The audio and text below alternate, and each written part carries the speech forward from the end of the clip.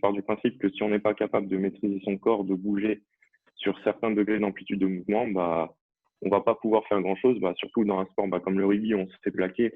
On n'est pas maître, on va dire, de toutes nos actions. Des fois, on se retrouve dans des positions, on va dire, un peu n'importe comment. Bah, si le corps il est pas prêt, il est pas assez mobile, il est pas assez souple, bah, c'est là, en fait, on se fait beaucoup mal.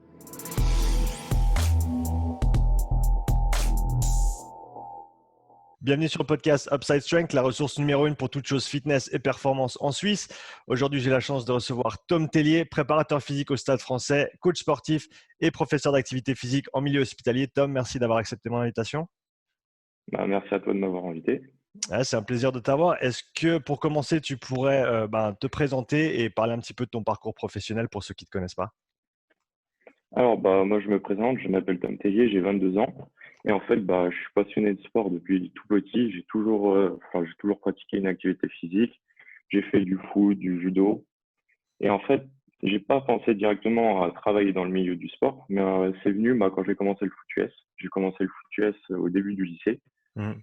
Et à partir de là, bah, vraiment, ça m'a motivé. En fait, ça m'a fait prendre conscience de tout l'intérêt au niveau de la préparation physique. Et c'est à partir de là vraiment que j'ai commencé à m'intéresser. Bien sûr, au collège, je commençais à faire des pompes, des abdos, des choses comme ça. J'ai commencé vraiment quand même assez tôt. Dès la cinquième, je m'intéressais. Mais c'est vraiment à partir du foot US, du coup en seconde, où j'ai commencé à m'intéresser vraiment à comment progresser. Parce qu'en fait, je voyais mes potes autour de moi, pareil, ils faisaient des pompes, des abdos. Mais eux, il y en a certains en fait qui progressaient beaucoup et d'autres, on dirait, ils en faisaient jamais. Du coup, je me suis dit, ouais, il doit y avoir des différences en fait de réaction. Et c'est à partir de là, j'ai vraiment commencé à m'intéresser, à voir comment on se développe, comment on peut devenir meilleur. Et en fait, j'ai commencé comme ça progressivement. Là, du coup, j'étais en seconde, je commençais à penser à mon avenir. Je voyais que c'était ça qui me passionnait. Du coup, je me suis vraiment dit, je vais devenir préparateur physique. Bon, dans le football américain en France, on va dire que c'est compliqué, il n'y a pas de rémunération, c'est totalement amateur. Et du coup, je me suis dit, je vais travailler dans le rugby. Au final, je suis rentré en STAPS, après, j'ai fait ma licence, j'ai fait mon master, j'ai commencé à avoir des expériences professionnelles. J'ai eu un peu de mal au début parce que quand t'es pas issu du milieu, c'est, on va dire, très compliqué, assez compliqué. Du coup, j'ai démarché vraiment, dès ma première année de STAPS, en fait, j'ai commencé à démarcher les gens, à demander des stages, des choses comme ça. Première, deuxième année, ça n'a jamais abouti. À chaque fois, je demandais, soit j'avais pas de réponse, soit j'avais des refus. En fin de deuxième année, j'ai eu la chance, en fait, de trouver un contact. En fait, il cherchait un service civique dans un pôle espoir à côté de chez moi. Ça existe encore, mais ça a réduit au niveau de l'importance. Ça s'appelle le CREF. En fait, c'est Centre régional d'entraînement et de formation. Ça y du coup, les cours et la prépa physique, enfin, tout ce qui est rugby. Enfin, ça accueillait vraiment différents sportifs. Moi, du coup, je suis rentré dans la section rugby en tant que préparateur physique. Au niveau de mes missions, je m'occupais principalement des joueurs blessés. Et ce qui est bien, c'est que c'était vraiment une première expérience dans le haut niveau. Parce que les joueurs, ils avaient entraînement quasiment tous les jours. Du lundi au vendredi, ils étaient dans la structure. Lundi, mardi, mercredi, jeudi, on avait entraînement. Et du coup, ça fait énormément d'expérience. Moi, du coup, j'ai fait ça pendant un an. C'était toute ma L3. C'était, on va dire, vraiment ma première grande expérience là-dedans. Et ça a confirmé mon choix de carrière. Vraiment, j'ai adoré ça. Parallèlement, moi, à côté, j'ai beaucoup entraîné en football américain. En fait, dès que je suis passé joueur senior, du coup, dès ma deuxième année de licence, j'ai commencé à entraîner les sections jeunes et j'ai pas arrêté depuis. J'ai pas arrêté. Ouais. Après, je suis rentré en master. Le service civique, malheureusement, on peut faire ça qu'un an en France. J'ai pas pu continuer, du coup, en pôle sport parce que, il y a eu des différents, enfin, il y a eu en fait, on accueillait filles et garçons dans ce pôle sport. Et en fait, à la fin de mon année, en fait, c'était prévu qu'il y avait plus que les filles. Du coup, ça réduisait les effectifs. Pareil, j'avais deux autres personnes vraiment qui travaillaient vraiment à plein temps avec moi. Vraiment, eux, c'était leur job principal. Au final, il n'y avait plus qu'une personne responsable de ce pôle-là. Du coup, ça n'a pas pu aboutir à ce niveau-là, au niveau d'un contrat pro ou des choses comme ça. Mais c'est pas grave. Enfin, moi, j'ai continué. Et au final, je suis arrivé au Stade Français. Je suis arrivé au Stade Français l'an dernier sur les sections jeunes. Et là, depuis, je travaille avec eux. J'ai fait aussi la prépa au niveau des féminines de Chili Mazarin. Elles évoluent en première division féminine. Mhm. Du coup, j'ai travaillé avec elle l'an dernier. Pareil, c'est du haut niveau féminin amateur. Du coup, on a des moyens, on va dire, réduits, mais c'est quand même une grosse charge d'entraînement. Elles avaient entraînement 3, 4 fois par semaine, plus les matchs le week-end. Sauf qu'elles, elles ont un travail, un métier à côté. Du coup, c'est pas toujours facile, mais voilà. Et cette année, pareil, je continue vraiment avec le Stade français et je suis avec une autre équipe avec Anthony en Fédéral 2. Voilà. Super, bah écoute, merci pour d'avoir décrit tout ton parcours. Avant de passer sur le côté un peu plus sportif, je voulais revenir sur une des choses que tu as mentionné quand tu étais en STAPS notamment, et tu as dit que c'était très très compliqué au début pour essayer de trouver des jobs potentiels ou en tout cas des placements dans le domaine là où tu voulais être. Tu pourrais en parler un petit peu plus? Quelles étaient les grosses barrières que tu as rencontrées, à part les refus, les pas de réponse? Est-ce qu'il y a une structure au sein de STAPS ou au sein de l'école même qui te permet d'avoir ces contacts-là, ou tu dois tout faire par toi-même? Alors, moi déjà, j'étais au STAPS d'Orsay en Île-de-France. Et déjà, moi, je suis arrivé en section rugby. En fait, on a une spécialité à choisir en STAPS. Et du coup, moi, j'ai choisi de faire rugby parce que j'avais jamais fait de rugby avant. Et je me suis dit, quitte à vouloir travailler dans le rugby, autant que j'ai une idée de quand même, en tant que joueur, en quoi ça consiste. C'est toujours plus intéressant. Et en fait, quand j'ai décrit mon choix de carrière en première année, l'ensemble, enfin la majorité des gens, ils disent tu n'y arriveras pas. Enfin, ils disent ouais, c'est trop fermé. Et même des gens, moi, enfin, je suis dans le 91, du coup, on a Massy à côté, même des joueurs issus de Massy et tout, ils me disaient c'est impossible, c'est trop fermé, etc. D'autant plus que moi, je connais personne en fait. Mais au final, moi, je pars du principe que si on est compétent, déjà, on part avec un avantage. Enfin, il suffit d'avoir une expérience, enfin une opportunité, faut savoir la saisir pour vraiment pouvoir enchaîner par la suite. Du coup, moi, je me suis formé à fond, j'ai cherché d'abord à être compétent. Comme ça, je me suis dit, j'avais le maximum de chances de me faire recruter, d'avoir des stages, des choses comme ça. Au final, on m'a laissé ma chance, mais vraiment, au début, j'ai eu enfin, peut-être pas des centaines, parce que j'ai pas contacté des centaines de structures, on n'a pas autant de choix que ça, mais vraiment, je contactais, j'avais jamais de réponse, ou de temps en temps, j'avais des refus, et pourtant, je contactais tôt, hein. Je me souviens, pour ma L2, j'ai contacté à partir de mars, avril, pour septembre de l'an prochain, voire plus, et les gens, ils me disaient, non, on a déjà quelqu'un, on peut pas te prendre et tout, réessaye l'an prochain. L'an prochain, je réessayais encore plus tôt. Ils me disaient la même chose, et du coup, au niveau de la fac, non. Enfin, j'ai demandé à mes profs d'options, des choses comme ça, s'ils pouvaient m'aider à trouver. À chaque fois, ils disaient oui, oui, mais au final, j'étais pas trop aidé. Enfin, j'ai toujours quasiment tout trouvé tout seul. Au niveau de la fac, nous, on n'avait pas plus d'aide que ça pour trouver des structures. C'est vraiment le réseau. Je pense qu'il y a quand même des étudiants qui ont été aidés par des profs, parce que les profs, en fait, ils cherchent à aider, mais ils n'ont pas tous le pouvoir de trouver des stages ou des choses comme ça. Mais il y en a certains qui aident. C'est pas la majorité, mais il y en a certains qui aident quand même. De par ton expérience, est-ce que tu penses qu'il y a des choses que tu aurais pu faire un petit peu plus tôt qui t'auraient aidé un petit peu dans cette démarche de trouver des structures avec lesquelles travailler, ou est-ce que tu penses que ce que tu as fait, c'était vraiment la chose juste à faire et vraiment la seule solution qui était comme tu as dit, de démarcher les gens à l'avance, envoyer des emails, appeler, essayer de te faire des contacts? Est-ce qu'il y a quelque chose d'autre que tu aurais pu faire avant, tu penses? Au niveau du démarchage, je pense que j'aurais pas pu faire beaucoup mieux. Mhm. Après, en soi, on peut toujours faire légèrement mieux, contacter plus de structures ou être plus ambitieux, contacter l'étranger, vraiment des structures vraiment assez éloignées. Ça, je l'ai pas fait, mais je pense que éventuellement j'aurais pu faire ça. Après, non, comme ça, non, je sais pas, non. Donc, si pour peut-être les étudiants en STAPS à l'heure actuelle qui cherchent des opportunités, tu leur conseillerais de simplement assez tôt se mettre dans le bain, d'écrire des emails, de passer des coups de fil et d'essayer de se créer un réseau Ouais, et voilà. de connexions. Ah oui, ça, ouais, aussi. Une chose que je pense j'aurais pu potentiellement faire, en gros, c'est se déplacer, voir vraiment les structures Mhm. et vraiment se déplacer directement. Moi, je sais que je l'ai fait quelques fois, mais au final, à chaque fois, tu rentres. Enfin, je l'ai fait par exemple au Racing. Je suis rentré, ils m'ont dit, non, c'est pas possible, enfin, vous n'avez pas le droit. Et du coup, je suis retourné chez moi, j'ai juste déposé mes trucs, mais ça, c'est pas grave. Non, aussi, une autre chose, c'est peut-être profiter à fond de chaque opportunité une fois qu'on les a aussi. Parce que moi, je sais, par exemple, en stage à Orsay, la première année, on a 3 demi-journées. C'est rien du tout. Et en deuxième année, on a une semaine. moi, je l'avais pas pensé, mais j'ai vu certains étudiants, moi, récemment le faire. En deuxième année, des mecs déjà qui font plus d'un an de stage, Ouais. alors que c'est une semaine minimum. Donc, vraiment profiter à fond. Moi, je sais que j'y ai pas pensé quand je le faisais. Mais maintenant que quand j'ai vu certains le faire, je me suis dit que c'était une très bonne chose. Quelles ont été tes plus grosses influences dans la préparation physique rugby au fil de tes apprentissages, que ce soit à l'école ou même de l'extérieur? Alors, au niveau de la prépa physique, j'ai commencé rapidement, enfin, je me souviens plus c'était quelle année, mais le livre de Benjamin Delmoral, Mhm. c'est un de ceux vraiment qui m'a lancé directement dans la prépa.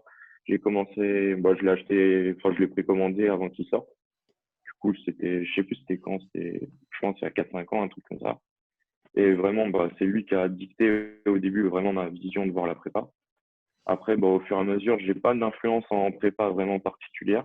Je prends un peu, enfin, je regarde un peu tout ce qui se passe et après, j'adapte à ma manière. Après, j'ai beaucoup été influencé, moi, par Rudy Koya. Je pense que tu connais. Redis son Et nom? au niveau de la Rudy Koya. Non, Et ça en me dit fait, rien. c'est un coach qui partage beaucoup de choses, mais en musculation classique. Ok. Et moi, j'ai beaucoup été influencé par lui, notamment, en fait, parce que, comme je l'ai dit au début, on n'est pas tous, on va dire, aussi doués.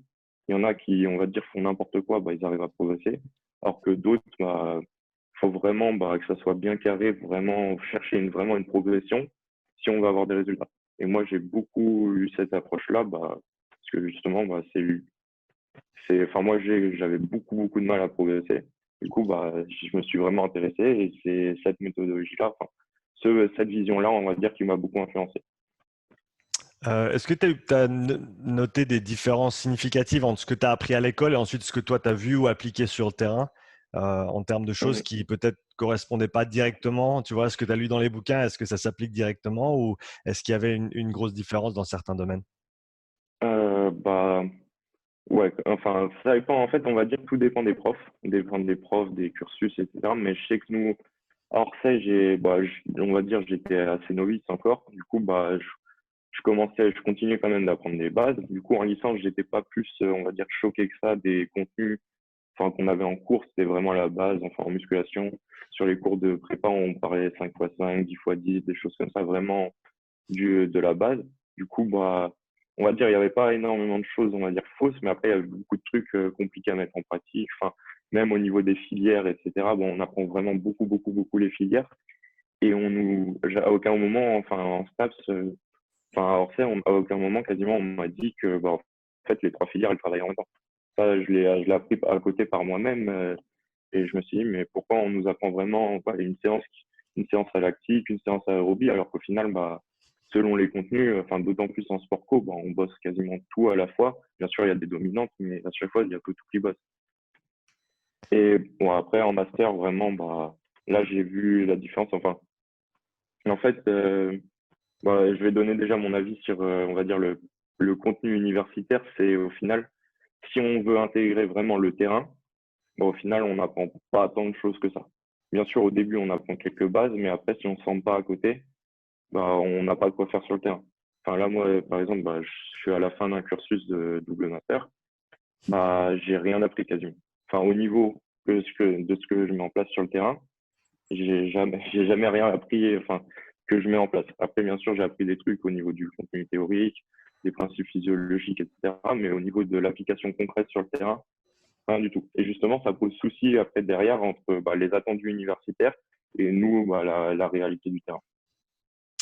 Pour toi, quels sont tous les éléments fondamentaux de la préparation physique pour le rugby? Comment tu encadres un petit peu cette pensée-là pour toi-même? Alors, moi, j'accorde beaucoup d'importance, enfin, surtout ces dernières années, en fait, à la capacité de mouvement. En fait, je pars du principe que si on n'est pas capable de maîtriser son corps, de bouger sur certains degrés d'amplitude de mouvement, on va pas pouvoir faire grand-chose. Surtout dans un sport comme le rugby, on se fait plaquer, on n'est pas maître, on va dire, de toutes nos actions. Des fois, on se retrouve dans des positions, on va dire, un peu n'importe comment. Si le corps il est pas prêt, il est pas assez mobile, il est pas assez souple, c'est là en fait on se fait beaucoup mal. Moi, je sais, de mon côté, avant que je fasse vraiment attention, je me suis blessé pas mal de fois. J'ai réussi à me faire les deux ischios, l'épaule, j'ai fait le doigt, j'ai fait les chevilles. Et en fait, après, je me suis vraiment penché vraiment sur les blessures et j'ai vu que souvent on dit ouais, étirez-vous, ça réduit les souplesses. Oula, ça réduit les blessures. Mais au final, bah non, la souplesse, enfin, si on maîtrise pas cette souplesse, si on n'a pas la force dans cette amplitude, au final, bah, on va se blesser. Du coup, bah, j'ai vraiment, bah, au fur et à mesure, appris bah, vraiment à renforcer tout ça. Et c'est ce que je mets en place principalement. Bah, moi, je m'occupe des jeunes, principalement. Du coup, bah, vraiment, bah, les faire bouger, qu'ils bougent bien.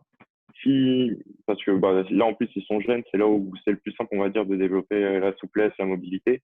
Et en plus, ils vont le garder vraiment pour plus tard s'ils développent maintenant. Mhm. Du coup, bah, pour moi, c'est la base même sur ce que je fais bah, en musculation. Je fais que des mouvements complets, je vais pas leur faire de box squat ou des choses comme ça. Je les force vraiment à descendre bah, toujours le plus bas possible. Je fais vraiment bah, des mouvements complets, voire des fois des mouvements bah, qu'on peut qualifier comme dangereux, genre du Jefferson Curl ou des choses comme ça. Vraiment, bah, les apprendre à bouger bah, pour qu'ils deviennent souples, qu'ils deviennent vraiment forts dans ces amplitudes de mouvement. Pas juste souples, mais aussi mobiles. Ça, pour moi, c'est la base. Après, j'essaye de les renforcer physiquement. Là, on va dire, c'est pas ma priorité principale, mais c'est une des choses bah, que j'ai abordées dans mon mémoire l'année dernière. En fait, c'est si on les développe bah, d'un point de vue, on va dire, qualité de mouvement sur des mouvements complets, au niveau technique, parce qu'il faut qu'ils maîtrisent des bases techniques, sinon ça sert à rien de vouloir mettre plus lourd, d'aller vraiment chercher de la force ou de l'hypertrophie. Mhm. Bah, moi, sans forcer, on va dire, au maximum des capacités, juste bah, en faisant des séries avec des mouvements propres, du coup, on ne s'approche pas de l'échec.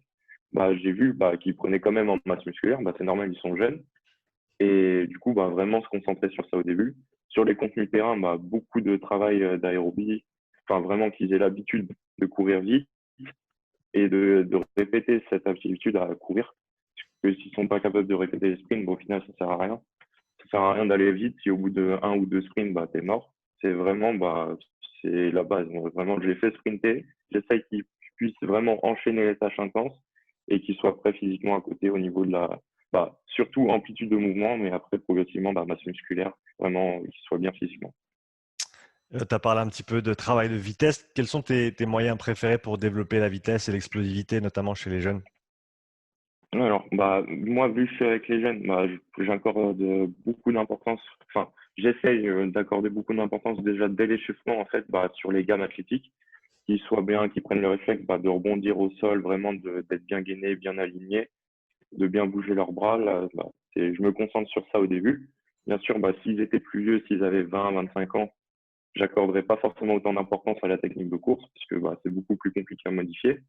Mais là, vu qu'ils sont jeunes, bah, je leur dis, enfin, à chaque séance, je leur dis que dès l'échauffement, en fait, bah, ils peuvent progresser, ça peut les rendre plus rapides. S'ils sont bien concentrés, bien attentifs, qu'ils font attention à bah, leur corps, leur position, etc. Après, bah, beaucoup de sprints. De sprints, soit bah, en fait des sprints tout court en ligne droite, j'en fais beaucoup, j'en fais à chaque fois dans l'échauffement. Dernièrement, bah, je me suis inspiré des travaux en fait avec les Power Speed Drill. Je connais, enfin, j'avais déjà entendu parler, j'utilisais à peu près, mais pas aussi souvent, on va dire. Et du coup, bah, là, enfin, là, depuis cette année, j'essaye d'en intégrer à quasiment chaque entraînement, chaque échauffement. Bah, comme tu le dis, à peu près 5 minutes, bah, on va voir les fruits que ça va porter, mais je pense que bah, ça va payer. De toute manière, ils sont déjà rapides, mais le but, c'est vraiment de les rendre très, très rapides. J'utilise beaucoup ça. J'utilise pas beaucoup enfin, de survitesse, de choses comme ça, parce que bah, ils ont pas potentiellement encore tous les qualités techniques à ce niveau-là. Et on n'a pas forcément bah, toujours les moyens. Enfin, si je veux faire de la course en descente ou en montée, bah, on peut pas. Du sprint avec résistance, ça on pourrait, mais pour l'instant, bah, on fait des sprints classiques. Mais potentiellement, on va passer avec de la résistance, des choses comme ça. Ou sinon, bah, faire le travail classique en musculation. De base, j'aime beaucoup bah, le travail de force. Pour moi, c'est la base. Mais on va dire qu'avec avec mes joueurs, je le mets pas encore en place parce que, comme je t'ai dit, je fais pas encore de force avec eux. Mais si j'avais des athlètes, on va dire, plus confirmés, bah, je ferais beaucoup, beaucoup de travail de force et après, j'individualiserais en fonction bah, des profils. Si le mec, il a énormément de force, mais qu'au final, il bouge pas, bah, plutôt faire de la puissance, des choses comme ça. Ou vraiment rééquilibrer les déficits de force pour ceux qui vont vite, mais qui manquent de force, des choses comme ça. Donc, tu as parlé de l'importance de la vitesse. On sait à quel point ça a un impact sur la performance des joueurs et Mhm. sur l'issue des matchs dans le rugby. Est-ce que la vitesse, c'est quelque chose qui a été abordé dans tes études au cours des quelques années où tu étais à l'école? Est-ce que c'est quelque chose qui est mis en avant? Est-ce quelque chose qui est, on va dire, qualifié comme étant quelque chose d'important dans le rugby ou pas nécessairement? Alors, bah, on va dire que on apporte, on n'aborde quasiment pas la vitesse. Enfin, la vitesse sous forme pure, vraiment, comme je l'aborde sur le terrain. En fait, au début, bien sûr, on a fait quelques aspects plutôt au niveau des filières énergétiques. En fait, Hmm. c'est comme ça, j'ai beaucoup travaillé au début. En fait, je me suis dit, ouais, il faut développer enfin, la vitesse, c'est de l'anaérobie à lactique. Du coup, faut développer ça. Du coup, moi, je faisais quoi comme séance? Je faisais que des sprints avec des temps de repos longs. Enfin, vraiment de la base, mais je faisais que ça au début. Je faisais que ça. Enfin, bien sûr, je savais que si on était plus fort, on allait plus vite. Si on était au meilleur au niveau de la plio ou des choses comme ça, on allait plus vite. Mais ça, on l'aborde vraiment pas en cours. En fait, enfin, nous, à Orsay, ce qu'on avait, c'est on avait des séances en fait de prépa physique, mais c'est les élèves qui font. Du coup, au final, tu t'intéresses, hein, tu développes un sujet, tu vois des séances pour développer les choses, mais tu les abordes pas en contenu pratique en cours. Et donc, où est-ce que tu as trouvé l'inspiration ou les informations pour, comme tu as dit, mettre un petit peu plus de focus sur l'aspect technique de course, qui, comme tu as dit, est super important, surtout pour les jeunes, qu'ils apprennent à bouger, ça les aide avec leur coordination et ensuite, ça va avoir un transfert aussi sur leur performance en vitesse. Mm. Sur Internet, j'ai pas de site, on va dire, spécialisé ou des choses comme ça, mais j'ai regardé au fur et à mesure. Moi, je m'intéresse, vu que je suis issu du football américain, nous, le test principal, un des tests les plus importants, c'est le 40 yards. Du coup, si on n'est pas bon techniquement, on peut pas avoir un bon 40 yards. Et moi, je sais, toutes mes années, même avant, en fait, de vraiment entrer dans la prépa, enfin, quand j'étais au lycée, moi, je faisais les tests pour moi. Du coup, je me suis intéressé à la technique de course pour justement, moi, être performant de mon côté. Et c'est vraiment là où je me suis intéressé à la technique de course. Tu as eu la chance de travailler avec plusieurs catégories d'âge jusqu'ici. Donc, tu as parlé de travailler avec des juniors, travailler avec une équipe féminine également, travailler jusqu'à la Fédérale 2. Est-ce que tu peux parler un petit peu des différences qu'il y a entre ces différents niveaux et ensuite aussi des similarités que tu retrouves en termes de toi, ce que tu fais en tant que préparateur physique? Alors, moi, déjà, les similarités au niveau, je sais que c'est la même activité. Je me suis pas diversifié, c'était vraiment que du rugby dans tous les cas. Donc, au final, ce qu'il faut développer, peu importe les catégories, ça va être la même chose. Au niveau des jeunes, j'accorde beaucoup d'importance, en fait, vraiment à l'apprentissage, que eux, ils développent eux-mêmes des capacités. En fait, on a des objectifs de formation avec le Stade français. Et en fait, il faut qu'au fur et à mesure des années, moi, mon but, c'est, par exemple, là, sur le premier cycle, c'est que les joueurs ils soient autonomes sur l'échauffement, qu'ils soient bons au niveau de la technique de course, et en fait qu'ils maîtrisent certains mouvements en musculation, juste je leur dis non, et qu'ils soient bons techniquement. Ça, c'est vraiment, on va dire, des objectifs principaux, bien, voire même plus importants que vraiment le résultat après concret sur le terrain. Alors que ce que j'avais avec les féminines ou avec là Anthony en Fédéral 2, c'est vraiment le but c'est d'être performant sur le terrain. Et du coup, on fait des choses pour être performant. On ne cherche pas forcément à développer à long terme les choses. Et pareil, c'est pas, enfin, par exemple, Anthony, c'est quand même, c'est de la Fédérale 2, mais c'est quand même de l'amateur. Du coup, je fais beaucoup plus d'intégrer avec eux qu'avec les jeunes au stade. Les jeunes au stade, là, par exemple, cette semaine, on a entraînement tous les jours. On a plus de moyens de faire du dissocié. Mhm. Alors que quand en Fédéral 2, tu as 2 ou 3 entraînements par semaine, tu essaies de faire plus de l'intégrer vraiment pour rentabiliser. C'est là où je fais les principales différences, en fait. Comment est-ce que tu structures tes séances de physique intégrée pour faire en sorte que tu maintiennes quand même une certaine qualité de travail? Parce que c'est facile, enfin, on part vite vers le tout et n'importe quoi quand on essaye de tout faire Mm. en même temps. Donc, comment est-ce que toi, tu structures les choses pour éviter d'en arriver là, justement? C'est une des difficultés que j'ai moi ces derniers temps parce que vu que je suis pas ici du rugby, on va dire que la prépa intégrée, c'est là où j'ai le plus de difficultés. Au niveau de tout ce qui est contenu en salle, musculation, etc., je suis vraiment bien. Et là où pour moi j'ai le plus de marge de progrès, c'est justement au niveau de la prépa intégrée. C'est là où je cherche à progresser. Après déjà j'essaye vraiment d'animer le mieux possible pour qu'il y ait le moins de temps mort, le moins de déchets, qu'ils comprennent bien dès le début ce que j'attends d'eux, les consignes, l'objectif de l'atelier. J'essaye de dire à chaque fois, si j'attends, par exemple, par exemple, cette semaine, j'ai fait des duels en 1 contre 1. Je cherchais vraiment, en gros, un travail de vitesse maximale. Du coup, je leur disais toujours, vraiment, c'est de l'intensité vraiment que je veux. Mhm. Quitte à revenir en marchant, prendre son temps pour récupérer, mais je veux vraiment que sur le duel, vous soyez à fond, que vous puissiez sprinter, changer de direction, etc. Après, j'ai fait de l'intégrer sous forme de toucher avec des choses vraiment pour travailler plutôt l'aérobie. Là, je leur disais vraiment, le but, c'est que vous soyez essoufflé. Si vous marchez, c'est qu'il y a un souci quelque part. Faut vraiment, j'essaye de relancer au maximum les ballons, etc. Mais vraiment, pour avoir les contenus attendus, après, bah, on voit les différences, on va dire, au niveau technique. Bah, si plus il y a de déchets, bah, plus c'est compliqué. C'est ça aussi le souci de l'intégrer. Bah, si le ballon il tombe par terre toutes les 2 secondes, bah, ça va être compliqué de bosser le cardio. Mais c'est le but aussi, c'est qu'ils y prennent de plaisir, qu'ils soient, bah, qu'ils bossent, mais qu'en même temps, bah, ils fassent du rugby. Mais ça a des avantages, des inconvénients. Mais ça progresse au fur et à mesure. Pour passer sur un autre sujet dont tu parles pas mal, la nutrition, est-ce que tu peux parler un petit Mmh. peu de ta vision de la nutrition et le rôle qu'elle a dans la performance sportive?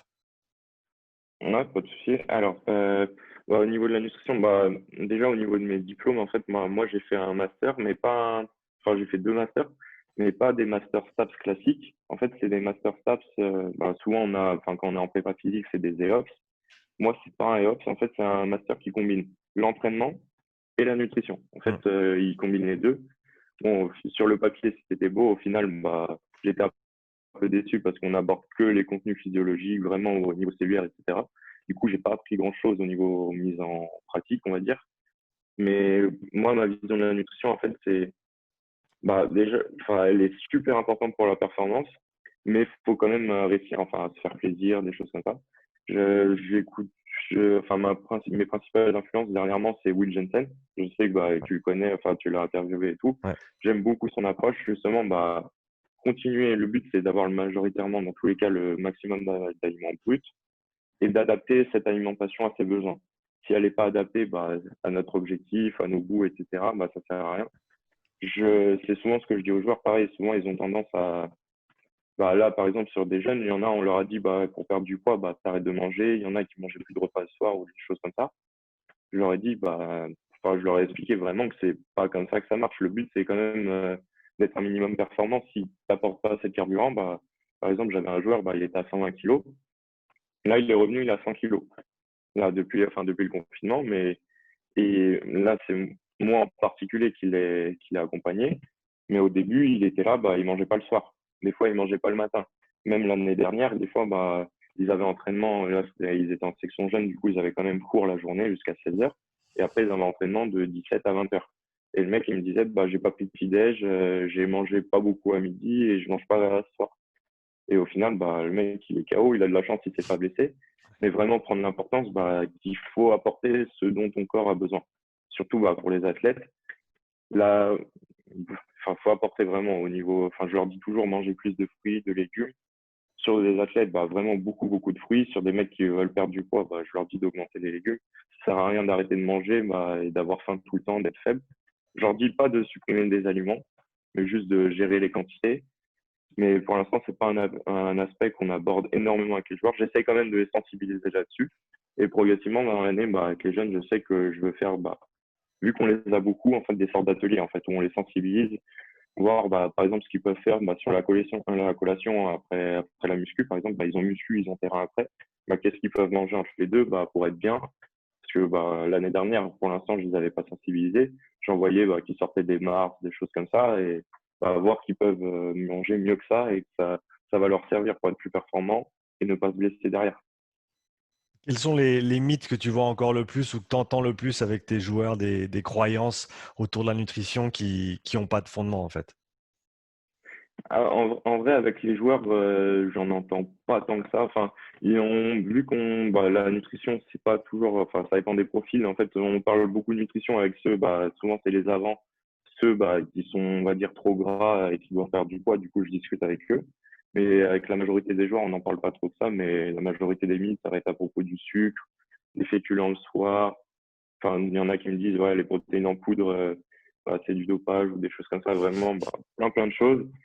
Mais ouais, vraiment, bah, moi, un des principaux, c'est ouais, le sucre, ça fait grossir. C'est vraiment, non, au final, t'en as besoin du sucre. Enfin, c'est le principal substrat. Et si t'en as pas, bah, ton corps, il va galérer, tu vas être moins énergique. Et au final, même, tu vas ralentir ton métabolisme. Donc, bah, faut vraiment qu'on consomme. Bien sûr, faut pas en consommer des tonnes, mais il faut que ça soit adapté à toi comme tout.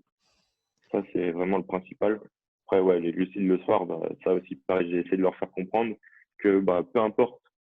Enfin, si tu manges une pizza à midi, mais que tu manges rien le soir, ça va pas donner le même résultat que si tu manges des glucides matin, midi, soir, mais en quantité raisonnable, issus de pâtes, de riz, de choses comme ça. Ça va être le même résultat. Et ça commence à rentrer dans leur tête. Gentiment, mais sûrement. Que ce soit côté nutrition ou prépa physique, qu'est-ce qui te fascine à l'heure actuelle dans le monde de la prépa? Alors, ce qui me fascine, bah, là, il y a beaucoup dernièrement, je m'intéresse pas mal aux travaux en fait de l'Institut IP. Mhm. Donc, en fait, c'est au niveau de la neuro. Et parce qu'en fait, je comprends pas grand-chose là-dedans. Enfin, il y a des choses, je me dis, je comprends pas comment c'est possible. Et du coup, ça m'intéresse parce que je vois des résultats incroyables, juste bah, avec des exercices oculaires, des massages, des choses comme ça. Tu vois des mecs, bah, au niveau de l'amplitude, sur un étirement des ischios, ils vont gagner 10 centimètres en 2 minutes. Sur un squat, enfin, avec une jambe qui part un peu trop sur le côté, des choses comme ça, ils vont réussir à rééquilibrer, à stabiliser tout ça en quelques minutes. Et ça m'intéresse beaucoup. Après, ce qui me fascine aussi, c'est beaucoup bah, l'entraînement FRC. Là, je sais, bah, je vais passer la certif, la première Mhm. bientôt, Mhm. parce que ça, vraiment, bah, ça m'intéresse beaucoup et j'aime bien beaucoup l'aspect méthodologique, en fait. Il y a pas de hasard vraiment dans le processus, c'est que tu fais ça, tu as les moyens pour progresser et ça va donner ça comme résultat au fur et à mesure. Ça, j'aime beaucoup. Je comprends pas encore tout parce que bah, il n'y a pas énormément de contenu, d'autant plus en français. Il y a beaucoup Kevin qui partage ça. Mhm. Mais à part Kevin, en France, il y a vraiment très peu de personnes, bah, peut-être déjà qui connaissent ce système d'entraînement et après qui partagent là-dessus. Il y a beaucoup bah, de ressources en anglais. Je regarde au maximum, ils partagent déjà énormément de choses sur les chaînes YouTube, etc. Mais je vais passer les formations vraiment pour bien comprendre et vraiment améliorer cette mobilité. Et bah, c'est ça que je veux faire après, travailler les joueurs là-dessus. Vraiment beaucoup de travail de mobilité pour qu'on ait des joueurs vraiment bah, super mobiles et au final bah, très peu de blessures. Ouais, ayant pris le séminaire FRC, c'est vraiment une chouette formation. Tu en apprends Ouais, beaucoup. tu l'as fait. Ouais, je l'ai prise à Vancouver il y a 5 ans de ça, si je ne me trompe pas. Je suis Mhm. jamais parti dedans aussi à fond que Kevin l'a fait. Kevin, c'est certainement une référence en la matière. Ah bah, ouais.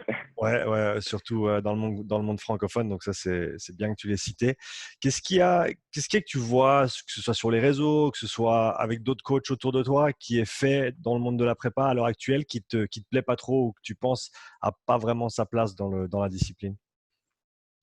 Qu'il y a pas... Bah, moi, on va dire qu'un des soucis que j'ai beaucoup eu, en fait, c'est avec les coachs.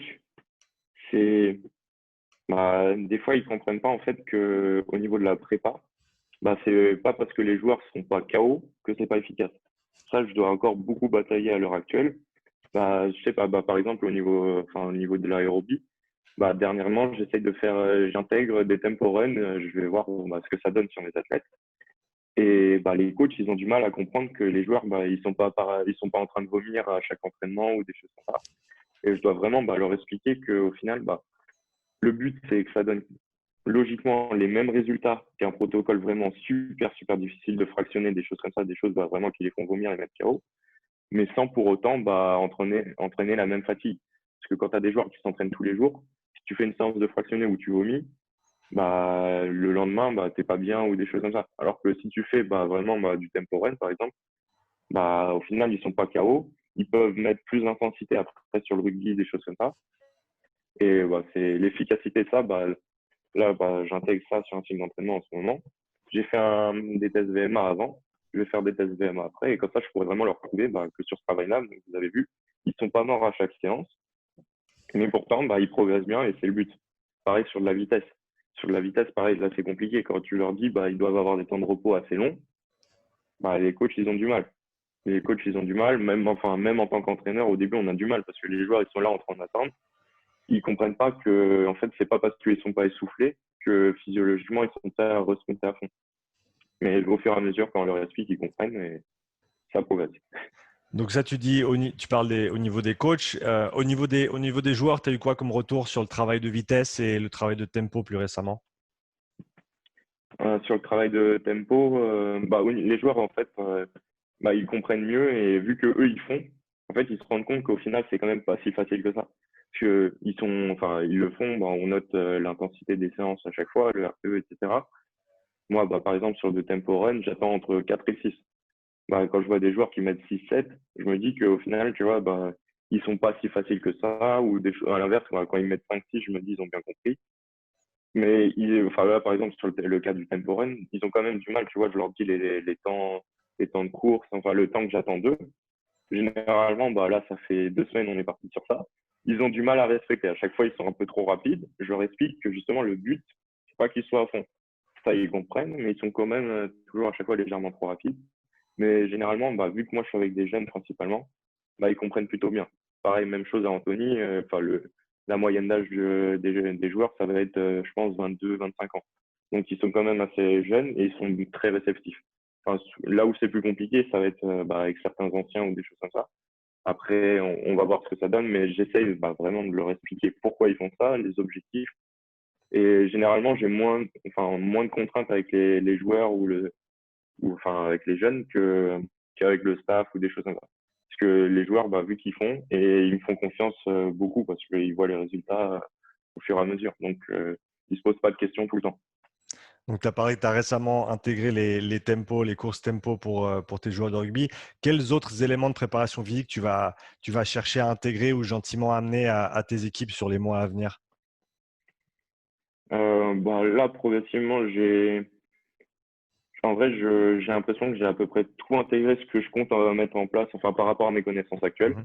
Là, je me dis, bah, on a un peu tout abordé. Maintenant, bah, le but, ça va être de progresser, hein, enfin, en intensité, en volume, enfin, sur la complexité des exercices pour vraiment progresser sur ça. Mais en soi, j'ai intégré un peu avec mes jeunes, j'ai tout. J'ai du travail de vitesse max, j'ai du travail d'accélération, j'ai du changement de direction. Mhm. J'ai même intégré du jonglage, des choses comme ça. Mhm. Mais il y a, pour l'instant, avec mes connaissances actuelles, il n'y a pas de choses que je me dis que je vais intégrer plus tard. Après, bah, on va voir ça. Potentiellement, bah, plus de travail de mobilité vraiment dans les séances de muscu. Je vais voir comment intégrer ça bah, pour que ça soit efficace, qu'ils en aient vraiment tout le temps, pour vraiment bah, profiter du temps qu'ils ont bah, pour vraiment développer ça tout en étant rentable. Mhm. Et voir aussi, bah, moi, ce qui me fait peur au niveau de la fatigue. Parce que bah, tu as vu, tu as fait les formations. C'est quand même, bah, au final, c'est du travail de force. Du Mhm. coup, je veux voir bah, comment l'intégrer dans les séances. Parce que au début, je me disais, bah, par exemple, tu peux faire, on va dire, une série squat, un exercice de mobilité derrière, que ce soit haut du corps ou bas du corps. Souvent, je fais, on va dire, mouvement opposé. Par exemple, si je travaille le bas du corps, je vais faire de la mobilité haut du Mhm. corps. Au final, si ça attaque son système nerveux, c'est pas forcément productif, tu vois. Du coup, j'attends de voir bah, l'évolution de mes connaissances à ce niveau-là pour vraiment bah, voir comment j'intègre ça peut-être différemment que ce que je fais actuellement. Tu as parlé d'un livre qui t'a marqué principalement au niveau de la prépa. Est-ce que tu aurais d'autres livres à recommander pour ceux qui s'intéressent à la prépa physique, rugby ou autre en général? Alors, au niveau prépa physique, bah, moi, un des livres qui est bah, vraiment celui de Delmoral au départ, c'est lui qui a lancé ma vision de la prépa. Mhm. Après, j'ai beaucoup aimé, pareil, le livre de France Bosch. J'utilise pas encore énormément de ces principes-là, parce que, bah, pareil, c'est vraiment très poussé. Pour moi, c'est destiné principalement à vraiment des athlètes très, très entraînés pour des petits détails vraiment au niveau de la coordination, des choses comme ça, enfin de la force dans la coordination vraiment. Alors que si on n'a pas les niveaux de force de base, pour moi, c'est pas forcément utile. Du coup, je l'intègre pas énormément, mais c'est vraiment un super livre. Mhm. Je l'ai relu deux, trois fois et encore, je me dis que j'ai pas encore tout compris. Du coup, là, je suis encore en train de le relire. Après, au niveau de la nutrition, bah, j'aime beaucoup les livres de Will. Pour moi, en fait, c'est on va dire, les plus simples. Will Jensen, pour ceux qui savent pas, les secrets de la masse ou les secrets de la sèche, si je me Mhm. souviens bien des noms. Parce que pour moi, il synthétise vraiment bah, tout ce qu'il y a à comprendre d'un point de vue physiologique et la mise en pratique. En fait, ils apportent, bah, on ne comprend pas forcément tout si on n'est pas issu du milieu, peut-être, mais au final, ils apportent beaucoup, beaucoup de choses. Et quand moi, je les lis, je me dis qu'il manque pas tant de choses que ça sur la base vraiment de la nutrition en général. J'aime beaucoup les ouvrages aussi de Carillo, Christophe Carillo, Mhm. notamment bah, Sport, Santé, Nutrition, je crois qu'il s'appelle. Pour moi, c'est bah, quand je l'ai lu, je me suis dit en fait, bah, pareil. Il aborde bah, les aspects sportifs, les aspects de la nutrition et aussi beaucoup le mode de vie. Et quand je l'ai lu, moi, je me suis dit, bah, le livre, il est super, super complet. Il y a quasiment tout qui est abordé. Et bah, pour moi, tu lis ce livre-là, bah, tu as énormément de connaissances en un livre. C'est quasiment celui qui résume tout. Après, bien sûr, il aborde pas le côté prépa physique, mais pour quelqu'un, on va dire, qui est plutôt muscu, enfin, renforcement, enfin, pour, on va dire, les aspects esthétiques et les aspects bien-être, c'est vraiment un très, très bon livre. Pour terminer gentiment l'interview, Tom, quels conseils aurais-tu à donner pour les étudiants qui sont à l'heure actuelle en STAPS rugby ou peut-être autres, qui tirent le plus de ce qu'ils font à l'école et ensuite qui puissent transférer ses compétences et ses connaissances sur le terrain plus tard? Bah, déjà, au niveau du réseau, pour moi, c'est, on va dire, une des choses les plus importantes parce que tu as beau être compétent, si personne le sait ou si bah, tu connais personne, bah, au final, pour trouver des opportunités, des expériences, bah, ça va être très, très compliqué. Du coup, bah, discuter avec les profs, continuer vraiment, enfin, avec les profs, bien, bah, nouer des contacts avec eux, voir bah, si eux, ils connaissent des gens, bah, si on veut, enfin, en tant que prépa, s'ils connaissent des gens dans le haut niveau qui cherchent des stagiaires ou des choses comme ça, bah, comme ça, pour vraiment avoir des expériences. Et pour profiter de ces expériences, bah, vraiment se former à fond à côté, bah, avoir des connaissances. Et une fois qu'on a une occasion, une opportunité, bah, tirer à fond, vraiment, bah, moi, c'est une des choses, entre guillemets, qu'on m'a reproché, moi, bah, quand j'étais au CREF, c'était de ne pas avoir pris assez d'initiatives, par exemple. On m'a dit, bah, tu aurais pu proposer plus de choses.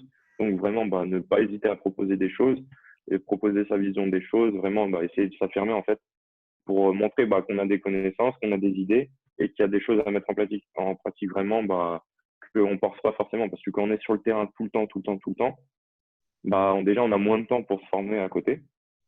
Et du coup, bah, il y a potentiellement, on a toujours des choses à apprendre. Soit bah, nous, n'importe qui peut nous apprendre quelque chose. Donc, ne pas avoir peur de dire qu'on peut apprendre des choses bah, à des gens qui travaillent dans le haut niveau.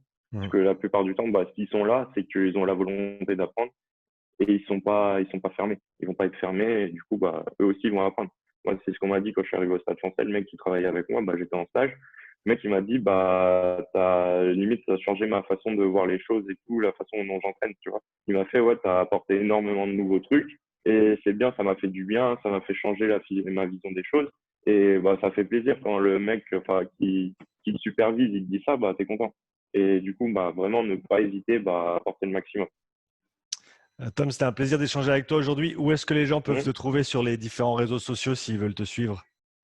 Alors, bah, mon Instagram, c'est Tom Tellier-8 coaching. Et je suis principalement là-dessus. Je suis pas trop sur les autres réseaux. Bien sûr, bah, j'ai une page Facebook, mais elle est plutôt bah, axée coaching, mais je partage pas énormément de choses là-dessus, mais surtout sur Instagram. Ok, je mettrai le lien dans la description pour l'épisode. Merci encore une fois d'être venu sur le podcast et Ouais. à bientôt. Ouais, merci beaucoup. Bah, merci à toi aussi pour tout le contenu que tu partages, parce que bah, comme je te l'avais déjà dit en privé, vraiment, bah, tu partages énormément de choses. Tu dis beaucoup bah, que c'est réservé, enfin, tu parles beaucoup bah, au niveau amateur. Au final, moi, bah, moi, en tant qu'on va dire, j'évolue, bah, c'est pas le niveau amateur, c'est vraiment plus du haut niveau. Et on utilise, enfin, moi, j'utilise pas mal de choses de ce que tu proposes et ça m'aide vraiment pas mal. Parce que justement, bah, tu partages beaucoup, beaucoup de choses et vraiment du contenu pratique, pas seulement des connaissances ou des choses comme ça, où au final, on a le contenu, mais on sait pas quoi faire derrière. Là, on voit vraiment la mise en pratique des choses comme ça et c'est vraiment top. Bah, Tom, j'apprécie grandement le compliment en tout cas et bah, bonne suite à toi. Ouais, merci beaucoup. Ciao. Salut.